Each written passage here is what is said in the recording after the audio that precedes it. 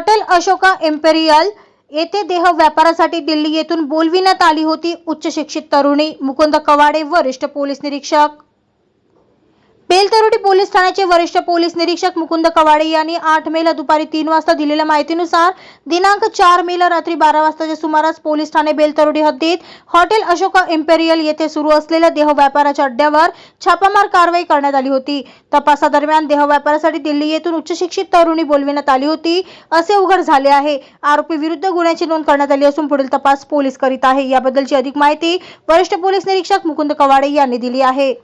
नागपूर शहर दलामध्ये आमचे वरिष्ठ अधिकारी यांनी आम्हाला वेळोवेळी मार्गदर्शन सूचना केलेल्या होत्या। त्याप्रमाणे आम्ही देह व्यापाराबाबत फंटर कारवाई केलेली आहे। फंटर कारवाईमध्ये आम्हाला माहिती पडलं की अशा मुली प्रोव्हाइड केल्या जातात आणि अशा मुलींचा गैरफायदा घेतला जातो। त्याप्रमाणे आम्ही फंटर कारवाई केली आहे।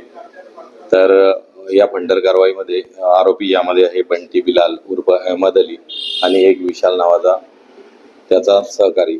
अशा दोघांनी आमच्या फंटर कारवाईमध्ये जग केलेल्या केसेसमध्ये मुलगी मिळून आली। पीडित मुलगी जी आहे ती दिल्ली येथील आहे आणि ग्रॅज्युएट झालेली मुलगी आहे आणि त्या मुलीला आम्ही त्यामधून सुटका केली मुलीची आहे। कुठेतरी ती मॉडेलिंग क्षेत्रात काम करते आणि तिचे फोटो दाखवून सुद्धा हा देह व्यापार व्हॉट्सअपवर सोशल मीडियाच्या माध्यमातून चालवला जात होता। नेमकं काय होतं?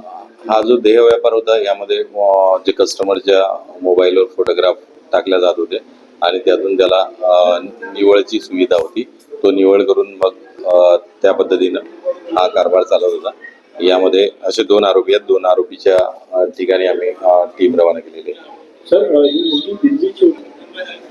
ही जी मुलगी होती ही नागपूरच्या काही हॉटेल्समध्ये सुद्धा यापूर्वी होती आणि त्याचबरोबर या मुलीला काम करण्यासाठी इतर हॉटेलमध्ये पण हे जे आरोपी आहेत बंटी बिलाल आणि अहमद अली आणि विशाल हे प्रोव्हाइड करत असल्याची माहिती मिळालेली आहे। किती दिवसांसाठी या मुलीला दिल्लीवरून 7 दिवसासाठी नागपूरला आणण्याची माहिती होती। यामधला जो आरोपी आहे बंटी विशाल हा जो आहे या बंटीच्या नावाने पोलीस स्टेशन सोनेगाव या ठिकाणी गुन्हा दाखल आहे 128/23। तर त्याचा रेकॉर्ड सुद्धा या आम्हाला प्राप्त झालेला आहे। याबाबत आता सध्या तपास सुरू आहे। आरोपींना अटक झालेली आहे का आणि यापूर्वीचा ट्रॅक रेकॉर्ड पाहता त्यांनी आणखी काही तरुणींना आणलं असावं असं काही शंका आहे? यामधला जो आरोपी आहे त्याचा आम्हाला ट्रॅक रेकॉर्ड मिळालेला आहे आणि त्याला आम्ही शोध प्रक्रिया सुरू आहे। ही तरुणी होती सदरची जी तरुणी होती ती एक ग्रॅज्युएट झालेली होती आणि दिल्लीची राहणारी आहे, नवी दिल्लीची राहणारी आहे आणि त्यावर अजून तपास सुरू आहे।